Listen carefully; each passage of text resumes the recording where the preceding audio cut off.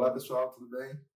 Gravando aqui mais um podcast da Dor em Foco e do Invista na Dor com o professor Augusto Barcela, anestesiologista aqui de São Paulo, um médico de dor, um grande amigo que já me ensinou muito e continua me ensinando a cada dia. Obrigado, professor Augusto, por estar aqui com a gente hoje. E vamos falar hoje um pouquinho para vocês sobre o bloqueio simpático venoso.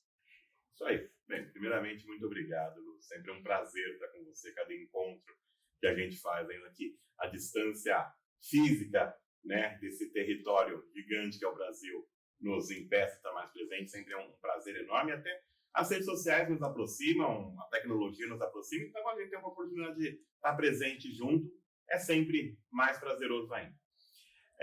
Falar sobre o bloqueio simpático venoso, eu acho que falar sobre uma arma que todo médico ele precisa estar ciente, porque ela pode ser muito bem utilizada em pacientes com dores crônicas, em pacientes fibromialgicos, em pacientes com dores neuropáticas. Então, eu acho que é uma ferramenta que a gente pode lançar mão, exatamente como toda ferramenta para dor. Não é para a gente buscar a cura, mas um alívio sustentado dessa patologia.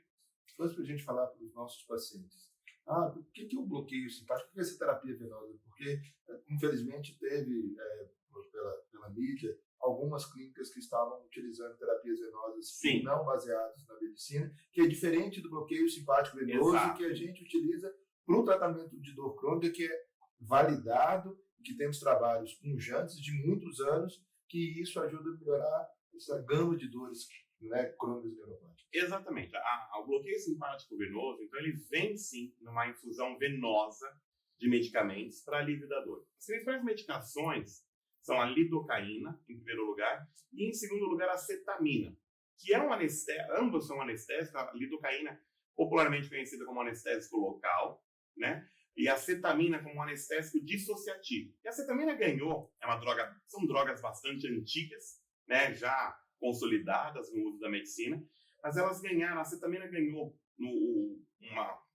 uma nova merchan dela, vamos colocar assim, exatamente no uso para depressão. O bloqueio simpático venoso, ele utiliza dessas drogas na infusão venosa, sob orientação médica, sob monitorização, num ambiente preparado para isso. Ou eu faço no centro cirúrgico, em alguns casos, que eu posso até sedar os pacientes. Na maioria das vezes eu faço no meu serviço, na minha clínica, com o paciente consciente, com a infusão da lidocaína. Então, realmente, como você colocou, Lúcio, popularizou-se a soroterapia com suplementações de diversas medicações, diversas vitaminas, que não necessariamente elas tinham indicação ou têm uma comprovação científica. Então, o bloqueio simpático venoso é uma terapia infusional venosa, mas ela tem realmente um embasamento científico de anos já de prática. Do bloqueio simpático venoso, normalmente a gente utiliza a lidocaína e a ketamina como os dois principais drogas. Quando esse paciente chega para a gente, por exemplo, aquele paciente que tem uma dor crônica, paciente fibromialgico, né?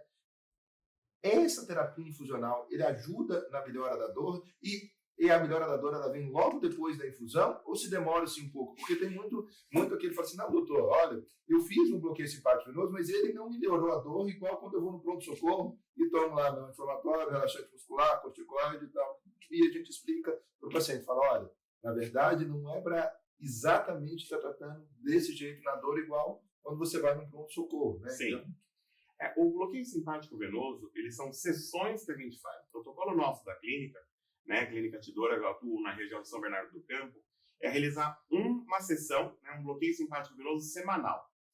E, para a gente ter uma avaliação, a gente faz um protocolo de 6 semanas, onde a partir da terceira e quarta, que realmente o paciente ele tem uma sensação de alívio da dor mais sustentada.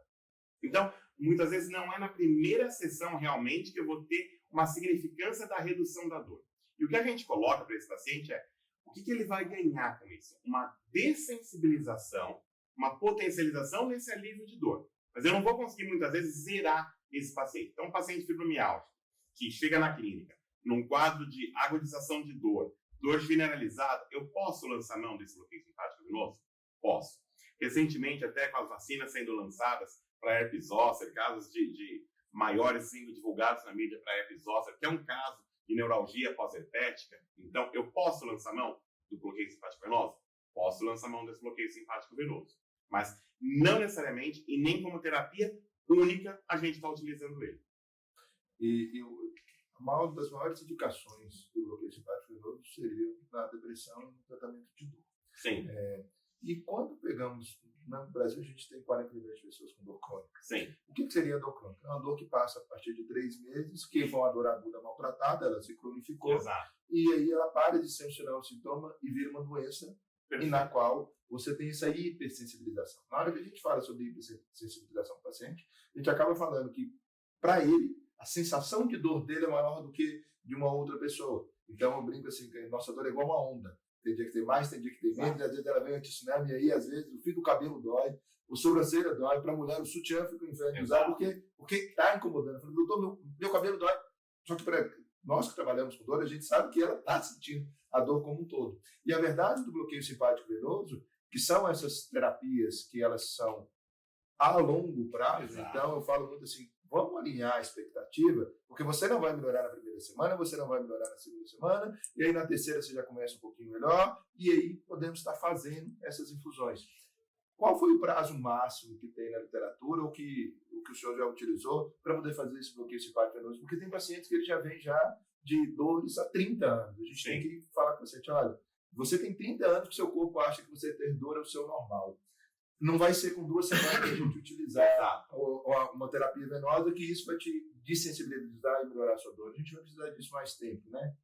Então, os bloqueios simpáticos venosos na literatura, a gente sempre vê em vários trabalhos um tempo de início, mas não de quanto tempo durou. Essa é uma informação que realmente é muitas vezes até desencontrada. Nessa primeira, o que a gente tem como protocolo após 4 sessões, já faz uma primeira avaliação para validar que está tendo a melhora e o paciente ter essa correspondência. E aí, faz término dessas 6 sessões e, na maioria dos casos, repete-se mais 6 sessões.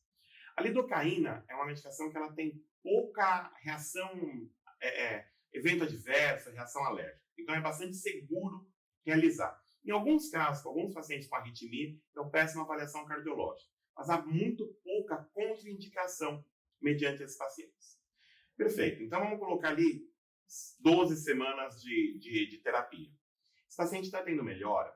Então, em contrapartida, a gente tem que entrar também com a educação do paciente em saúde. Para quê? Para que haja uma prática de atividade física, diminuição de medicamentos por via oral. E aí é uma melhora, não da dor, mas do indivíduo.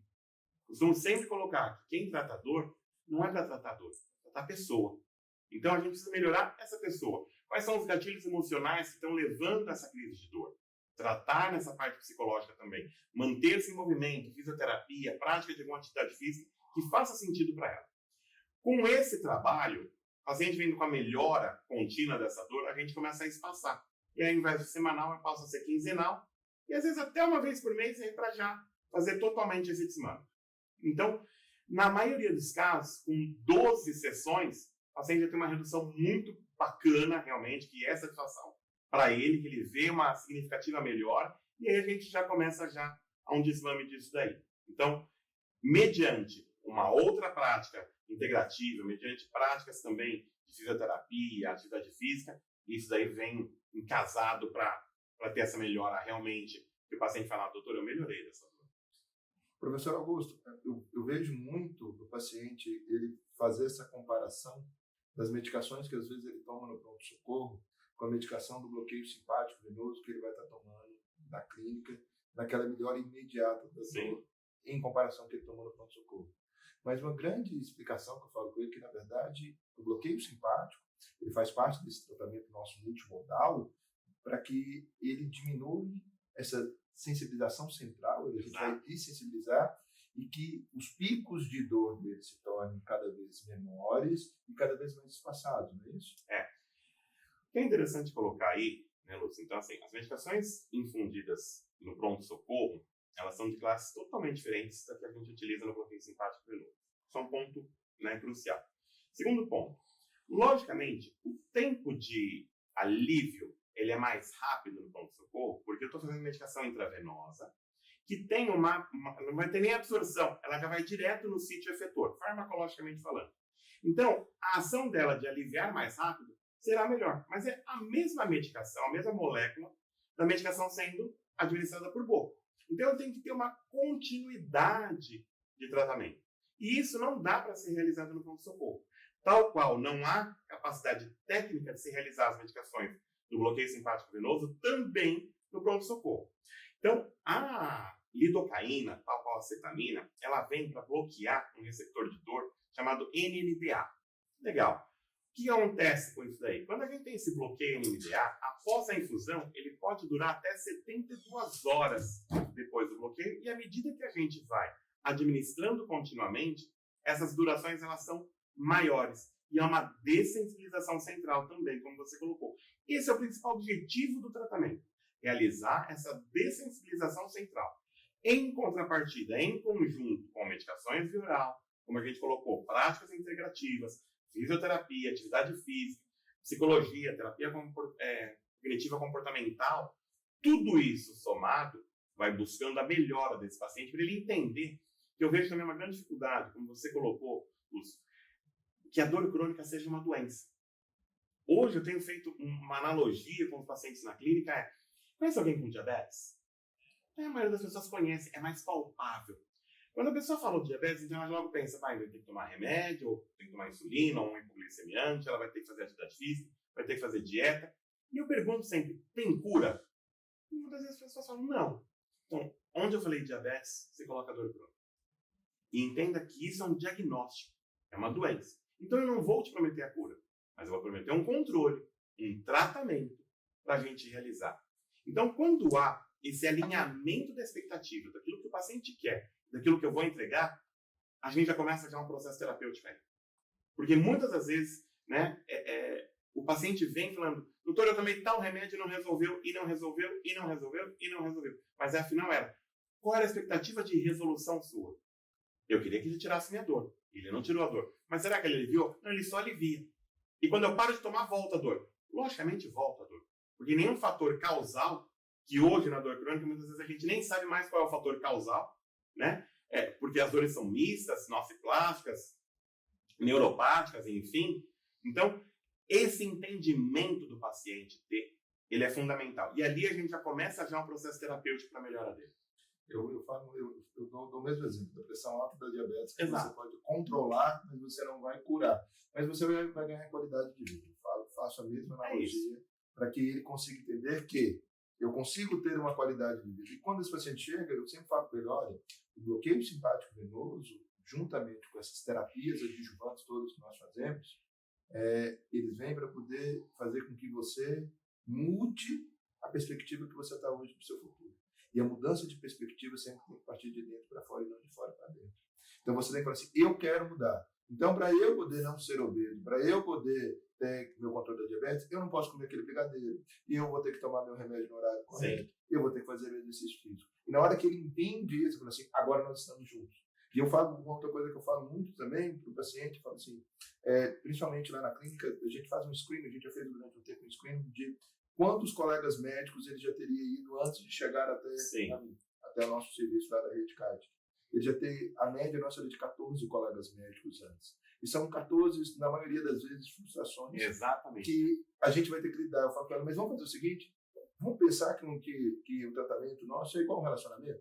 Você zera, vamos começar um novo? Porque se você trouxer os problemas que você teve com um amigo, relacionamento... As experiências anteriores... Você não vai fazer mais nada. E aí, consequentemente, normalmente temos um bom resultado. E que bom esse alinhamento para o paciente entender que faz parte de um tratamento e que é muito válido, principalmente para essas dores crônicas que ele tem, para essas dores neuropáticas, para síndrome complexo regional, para fibromialgia. Isso faz com que isso vai nos ajudando.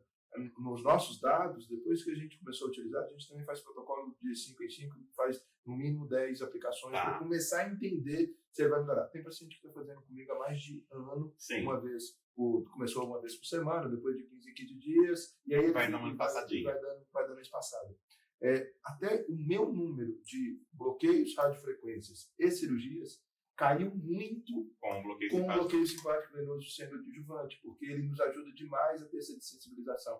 E aí, mesmo assim, para eventualmente aqueles pacientes que eu teria que ir para poder fazer talvez esse bloqueio, o resultado passa a ser melhor porque eu desensibilizei muito mais. Sim. Não sei se na sua percepção também. Não, também, exatamente acontece daí. E a percepção que a gente tem, né, a analgesia multimodal, esse tratamento multimodal, ele tem que ser imperativo do paciente dor crônica.